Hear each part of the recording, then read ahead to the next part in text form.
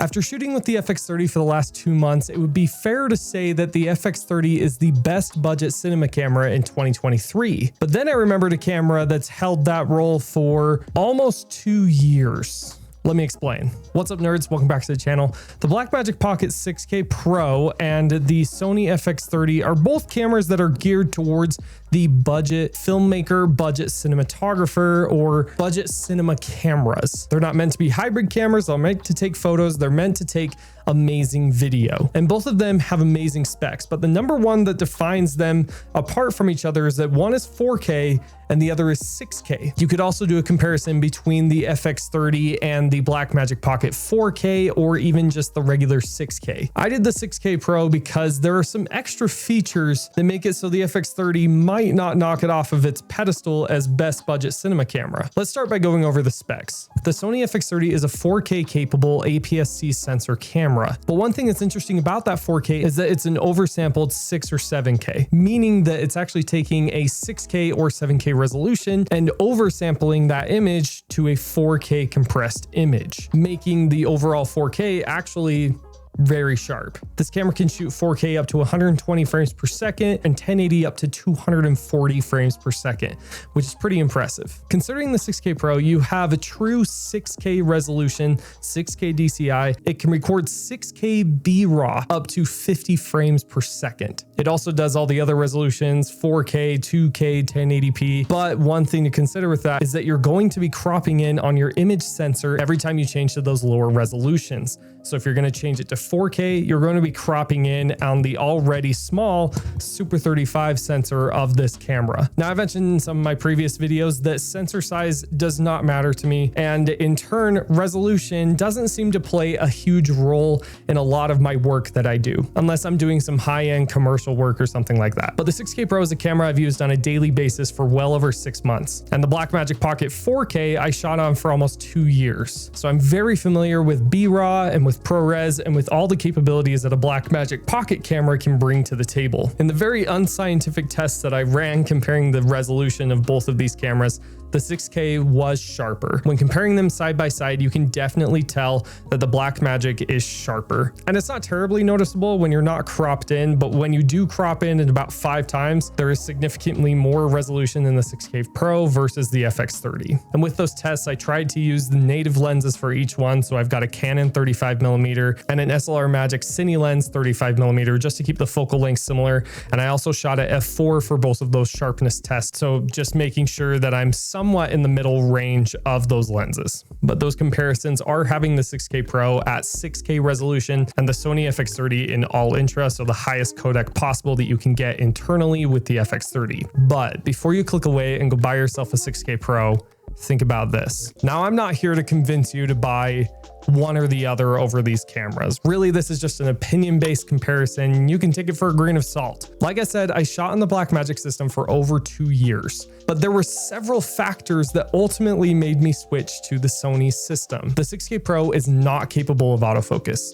It does have a single autofocus if you're using native lenses, but there is no continuous autofocus whatsoever. Now, I've mentioned on several videos and multiple times that the Sony's autofocus system is my favorite by far out of any camera system. So the autofocus capabilities that come from Sony are definitely the very first reason that I switched systems. But wait, there's more. The next reason I wanted to switch to the Sony system is overall size. If you look at this, it's a very small camera. It fits in the palm of my hand. It's easy to use and very quick and on the go. The Blackmagic Pocket 6K Pro is a very large camera, and to get it to work properly, you're going to need to add a few accessories to really make this work like a cinema camera, when the FX30 works right out of the box. You definitely could take the 6K Pro, slap a lens on it, and it would work and you could go film a bunch of stuff. But because of that high B-RAW 6K resolution, it's pretty difficult to find SD cards that are compatible with that type of resolution, that type of codec. So you're most likely going to be shooting on something like an external SSD. And although these are much cheaper than SD cards and they're much faster and they store way more information, it's kind of bulky and a little annoying to keep track of these things.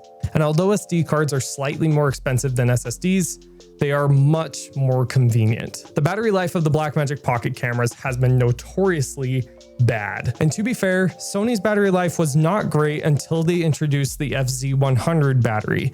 And this battery lasts for a very long time. I can get several hours of 4K video recording off of one battery. And although the 6K Pro did upgrade the battery from the Canon LPE6 batteries to the new Sony NPF550 batteries that do give you a little bit more battery life, it's not nearly as much as the Sony system. You're maybe lucky to get 30 to 45 minutes, maybe an hour of 6K recording, but more than likely you're gonna need several of these in your bag to really make it last a whole day shoot. So more than likely you're going to be rigging out your 6K with a battery that's almost this big, that's super bulky, super heavy, but it will give you enough battery to get through an entire day. Now I know someone is probably thinking, well, I love big cinema rigs. I'm right there with you. I love big cinema rigs. They are super cool and they make me feel like a real Hollywood cinematographer. But ultimately my job is to get the best shot possible at the fastest amount of time for my current workflow. Now to flip to the pros of having the Blackmagic Pocket system over the Sony's, there is a few factors there. Number one, I think is the menu system. Sony's menu system, even though they've upgraded it pretty recently, it's still not great.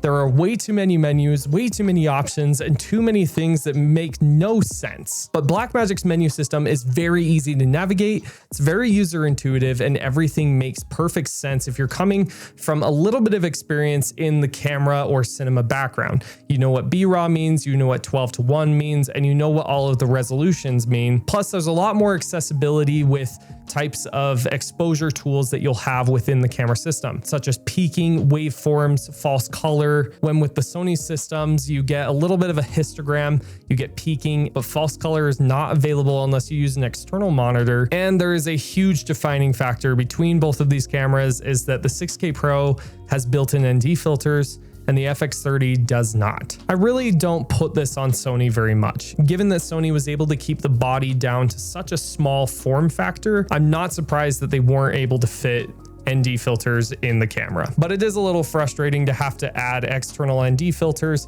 and constantly be twisting that ring rather than just pressing a button and going through the different levels of ND. In the end, I think both of these cameras are a very big toss-up, and it depends on what tool you need to create the video content that you want to make. For me personally, the Sony system is perfect for me. And the Blackmagic system, I go back to every once in a while, mostly when I'm doing short films or if I have a crew or if I have time to really finesse my shot and really work with my camera.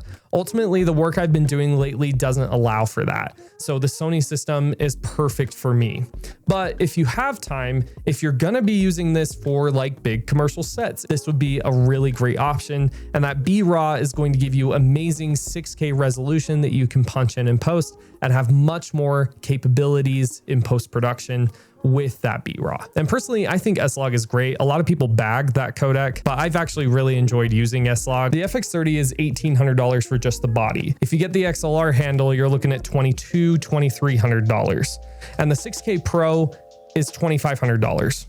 So it is more expensive. It's about the same price as the Sony a7 IV. And if I were to compare those two cameras, the a7 IV would probably win and be a much better choice in my opinion. But when comparing these two, the FX30 price-wise has the 6K Pro beat, especially since you're gonna need to add a lot of accessories to the 6K Pro to really make it a true cinema camera, when the FX30 is great out of the box. So consider those two pricing factors when deciding between these two cameras. Like I said, my personal favorite is the FX30, and I would probably choose this over the 6K Pro for my specific situations. But understand the content you want to make, what you want to do with your camera, and ultimately decide which one is best for you. If you got a second, watch this video next, and don't forget to like, subscribe, and hit that bell button so you never miss out on new young filmmaker content. Good luck filmmaking.